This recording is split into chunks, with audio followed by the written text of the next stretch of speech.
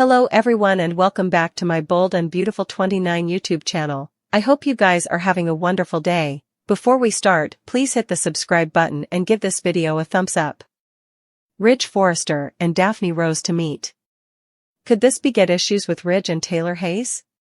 Lee Finnegan discovers Jack Finnegan is Luna Nozawa's biopater. Over at the Spencer Manse, Luna is charmed by Will Spencer's charm. At the sanitarium, Lee and Poppy get into a huge fight about parenthood. While Lee was supporting Poppy after Luna's arrest, the sisters still have issues. Also, Luna apologizes to Bill Spencer. Over at Forrester Creations, Steffi Forrester Finnegan asks to come back. Still, Hope Logan questions Steffi's provocations. Lee is cryptic and is determined to get to the verity. A Sculpt Peep print shows Lee looking at a medical cooler with April, the lab tech. Bill demands Luna formally again go into graphic detail about killing Paul Hollister and Tom Starr. Bill has asked Luna this before, but he's asking again. Why? Brooke Logan thinks Steffi's return to the office could get her back Ridge. Meanwhile, Luna scrambles to hide when Will stops by. As Luna intelligencers on Bill and Will's discussion, she's charmed by the youthful man. Steffi introduces her secret armament to Ridge. Still, if no man can truly repel Daphne, what does that mean for Taylor's revivified relationship? Lee eventually gets the intel she has been looking for. Once Lee has her ammo, she confronts Poppy. In an exercise clip, Lee screams at Poppy about Jack being Luna's biopater. Brooke and Taylor will have a showdown. Still, it would be an intriguing twist if Daphne enticed Ridge. While Steffi doesn't want Ridge with Brooke, she presumably no way allowed. Daphne would make a move on her pater. So, that might beget some complications for Steffi's plan to heroically take back Forrester Creations. Brooke Logan's eyes were heavily soddening again. Katie Logan didn't want her family to be alone, but Brooke assured her she'd be okay. Suckers of this iconic steamer know all about Brooke's endearing relationship with Ridge Forrester. It's endearing but not enduring due to the numerous breaks they've had. So, why would Brooke be so devastated by the so-called loss of her rearmost relationship with Ridge when they've married and disassociated adulatory 8 times? Donna Logan lives at the Forrester Manse. Devoted followership members, who are suckers of Eric Forrester, know that Donna is an excellent match for him compared to Quinn Fuller. So, it was natural that Donna would ultimately come home.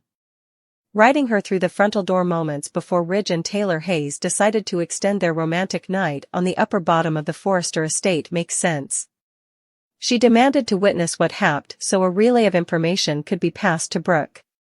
Soon after Ridge and Taylor walked the stairs hand in hand, Donna used her smartphone to call Brooke, who put her electronic device on speaker so she and Katie could hear the update together.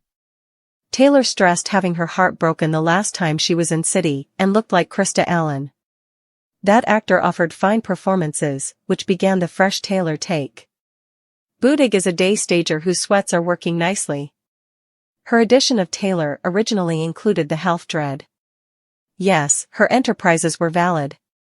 In a veritably creative twist, Taylor was revealed not to have developed congestive heart failure, but broken heart pattern. The stress of being in and out of Ridge's life so frequently broke Taylor's heart. Thankfully, she was diagnosed rightly and is taking way to stay healthy. But is reuniting with Ridge wise? It wouldn't be easy for Ridge to break from Brooke completely. He'll need to go beyond seeing Taylor, with studies about his Logan still clouding his mind. Taylor can't be the safety net or answer. He needs to completely invest in the love he claims he's always had for her by asking her to marry and also tying the knot. Observers might not be far from seeing Ridge propose because he's veritably emotional. But that state of mind and his heart are grounded on responding to Brooke, with Taylor being his perceived safe wharf. Hopefully, Taylor isn't being set up for a heartache that could lead to serious health issues. Lee Finnegan exploding at Penelope Poppy Nozawa. Jack Finnegan is Luna Nozawa's real biopater. Steffi Forrester Finnegan asks to come back to work. Still, Hope Logan is suspicious. Steffi having a meeting with Carter Walton, Brooke Logan and Hope. Steffi asks to come back to work at Forrester Creations. It's not clear what Brooke is allowing. Carter seems to be recycling the information, but Hope is incontinently suspicious. Hope asks what caused Steffi's change of heart. Steffi doesn't answer the question. Rather, Steffi just says Carter and Hope said she could come back at any time. Hope replies that she wants to know what Steffi is really over to. Of course, if they say no, also, it sounds like the new leaders of Forrester Creations don't keep their word. That wouldn't sit well with others, so Carter and Hope might have to agree. At the sanitarium, Poppy heartbreaks. Lee is standing through from Poppy wearing her croaker's fleece. Lee explodes at Poppy as she makes a disclosure. It turns out that Jack is Luna's real pater. Poppy doesn't say anything and just stands there blubbing. So, when will Luna and Jack learn the shocking verity? Luna shares more scenes with Bill Spencer. Luna puts on her most innocent face as she admires Bill's liberality. Luna tells Bill that's one of the numerous reasons why she really wanted him to be her pater. So, when the verity comes out that Jack is really Luna's father, how will she reply? Will Luna want to get to know him, or kill him like she did her other implicit father? Luna apologizes to Bill, and they've some further meaning conversations. Also, Will turns Luna's head and captures her attention. Is the youngish Spencer a more attainable subjection for her? Luna's aunt, Lee, starts fighting with Poppy about her parenthood chops. Also, Lee starts to put two and two together.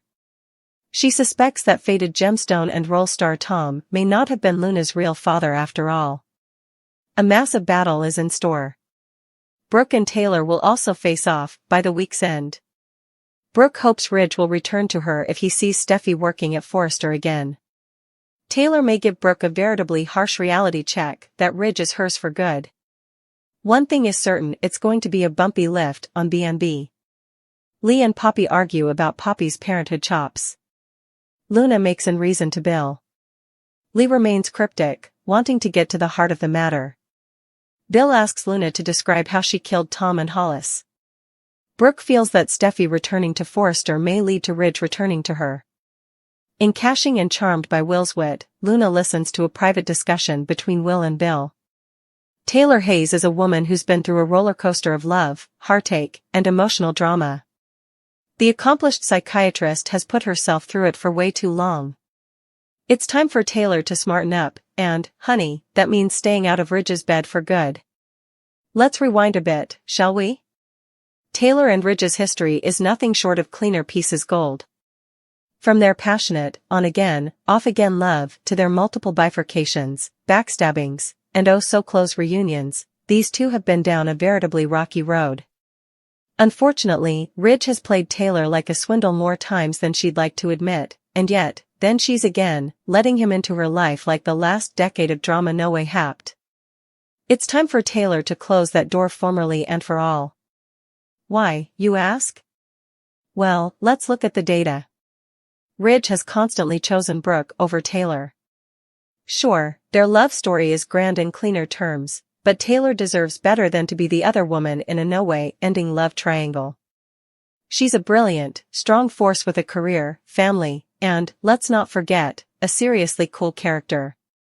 She's not some consolation prize when Ridge and Brooke are on a break. Time to take a splint out of Steffi Forrester's book. Steffi knows what it takes to move on from poisonous connections. She's cut ties with her own partner, Liam, indeed after times of drama, because she knows her worth. It's time for Taylor to do the same. She's too smart, too beautiful, and too independent to keep running back to a man who's formerly shown where his heart truly lies. Taylor should take an assignment from Steffi and concentrate on her own happiness, down from Ridge's endless heart games. And then's the kick, Taylor doesn't need Ridge. In fact, no bone. Does. She deserves a love that's clear-cut and committed, not one that's constantly in flux due to someone additional's vacillation. It's time for Taylor to find a man who sees her as the prize, not a backup. She's got a lot to offer, and it's about time someone appreciates her for the brilliant, beautiful woman she is. So, Taylor, honey, no further. Close the chapter on Ridge. It's time to take control of your love life, embrace your worth, and find true happiness. It's time for you to move on, and trust us, it's going to be fabulous.